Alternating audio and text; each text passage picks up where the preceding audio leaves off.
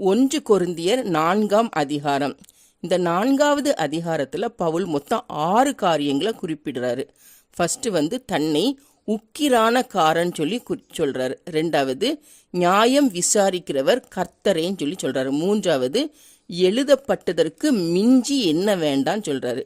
4வது நாங்கள் கிறிஸ்துவ நிமித்தம் பைத்தியக்காரன் சொல்லி சொல்றாரு. 5வது நான் சுவிசேஷத்தினாலே உங்களை பெற்றேன்னு சொல்லி சொல்றாரு. 6வது தேவனுடைய ராஜ்யம் பேச்சிலே அல்ல பலத்திலே உண்டாயிருக்கிறது அப்படின்னு சொல்லி சொல்றாரு. இப்போ ஃபர்ஸ்ட், எந்த மனுஷனும் எங்களை கிறிஸ்துவின் ஊழியக்காரர் என்றும் தேவனுடைய இரகசியங்களின் உக்கிரானக்காரன் என்றும் எண்ணிக்கொள்ள கடவன். மேலும் உக்கிரானக்காரன் உண்மையுள்ளவனென்று காணப்படுவது அவனுக்கு அவசியம் அப்படின்னு சொல்லி சொல்றாரு. தங்களை உக்கிரானக்காரன் சொல்லி சொல்றாரு. அடுத்தது 2வது நியாயம் விசாரிக்கிறவர் கர்த்தரேன்னு சொல்லி குறிப்பிடுறாரு. நான் உங்களாலேயாவது மனுஷருடைய நியாய நாளின் விசாரணையினாலேயாவது தீர்ப்பை பெறுவது எனக்கு மிகவும் அற்ப காரியமாய் இருக்கிறது. நானும் என்னை குறித்து தீர்ப்பு சொல்லுகிறதில்லை. என்னிடத்தில் நான் யாதொரு குற்றத்தையும் அறியேன். ஆனாலும் நான் நீதிமானாகிறதில்லை. என்னை நியாயம் விசாரிக்கிறவர் கர்த்தரே. அதனால கர்த்தர் வருமளவும் நீங்கள் காலத்துக்கு முன்னே யாதொன்றை குறித்தும் தீர்ப்பு சொல்லாதிருங்கள்.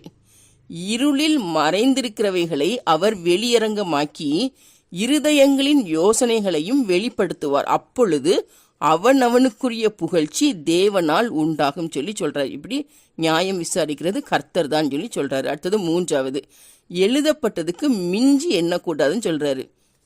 சகோதரரே, எழுதப்பட்டதற்கு மிஞ்சி எண்ண வேண்டாம் என்று நீங்கள் எங்களாலே கற்றுக்கொள்ளவும் ஒருவனும் ஒருவன் நிமித்தம் மற்றொருவனுக்கு விரோதமாய் இருமாப்படையாதிருக்கவும் நான் உங்கள் நிமித்தம் என்னையும் அப்பல்லோவையும் திருஷ்டாந்தமாக வைத்து இவைகளை எழுதினேன். அன்றியும் உன்னை விசேஷித்தவன் ஆகும்படி செய்கிறவர் யார்? உனக்கு உண்டாயிருக்கிறவைகளில் நீ பெற்றுக்கொள்ளாதது யாது? நீ பெற்றுக்கொண்டவனானால் பெற்றுக்கொள்ளாதவன் போல் ஏன் மேன்மை பாராட்டுகிறாய்? இப்பொழுது திருப்தி அடைந்திருக்கிறீர்களே, இப்பொழுது ஐஸ்வர்யவான்களாய் இருக்கிறீர்களே, எங்களை எல்லாம் ஆளுகிறீர்களே, நீங்கள் ஆளுகிறவர்கள் ஆனால் நலமாயிருக்கும். அப்பொழுது உங்களுடனே கூட நாங்களும் ஆளுவோம் அப்படின்னு சொல்லி எழுதப்பட்டதற்கு மிஞ்சி எண்ணாதீங்கன்னு சொல்லி சொல்றாரு. அடுத்தது நாங்கள் கிறிஸ்துவுக்குள் பைத்தியக்காரன் சொல்லி சொல்றாரு. தேவன் அப்போஸ்தலர்களாகிய எங்களை மரணத்துக்கு குறிக்கப்பட்டவர்கள் போல கடைசியானவர்களாய் காணப்பட பண்ணினார். நாங்கள் உலகத்துக்கும் தூதருக்கும் மனுஷருக்கும் வேடிக்கையானோம். நாங்கள் கிறிஸ்துவின் நிமித்தம் பைத்தியக்காரர், நீங்கள் கிறிஸ்துவில் புத்திசாலிகள். நாங்கள் பலவீனர், நீங்கள் பலவான்கள். நீங்கள் கனவான்கள், நாங்கள் கனவீனர். இந்நேர வரைக்கும் பசி உள்ளவர்களும் தாகம் உள்ளவர்களும் நிர்வாணிகளும் குட்டுண்டவர்களும் தங்க இடமில்லாதவர்களுமாய் இருக்கிறோம். எங்கள் கைகளினாலே வேலை செய்து பாடுபடுகிறோம். வையப்பட்டு ஆசீர்வதிக்கப்படுகிறோம். துன்பப்பட்டு சகிக்கிறோம். தூசிக்கப்பட்டு வேண்டிக் கொள்ளுகிறோம். இந்நாள் வரைக்கும் உலகத்தின் குப்பையைப் போலவும் எல்லாரும் துடைத்து போடுகிற அழுக்கை போலவும் ஆனோம் அப்படின்னு சொல்லி குறிப்பிடுறாரு. அடுத்தது 5வது நான் சுவிசேஷத்தினாலே உங்களை பெற்றேன்னு சொல்லி குறிப்பிடுறாரு. உங்களை வெட்கப்படுத்தும்படிக்கு நான் இவைகளை எழுதல, நீங்கள் எனக்கு பிரியமான பிள்ளைகள் என்று உங்களுக்கு புத்தி சொல்கிறேன். கிறிஸ்துவுக்குள் 10,000 உபாத்தியாயர்கள் உங்களுக்கு இருந்தாலும் தகப்பன்மார் அநேகர் உங்களுக்கு இல்லையே. கிறிஸ்து இயேசுவுக்குள் சுவிசேஷத்தினால் நான் உங்களை பெற்றேன்.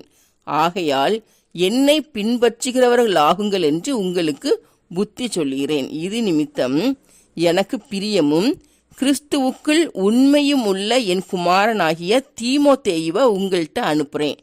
அவன் கிறிஸ்துவுக்குள்ளான என் நடக்கைகளை உங்களுக்கு ஞாபகப்படுத்துவான் அப்படின்னு சொல்லி குறிப்பிடுறாரு. அடுத்தது 6வது தேவனுடைய ராஜ்யம் பேச்சிலே அல்ல பலத்திலே உண்டாயிருக்கிறது என்று சொல்றாரு.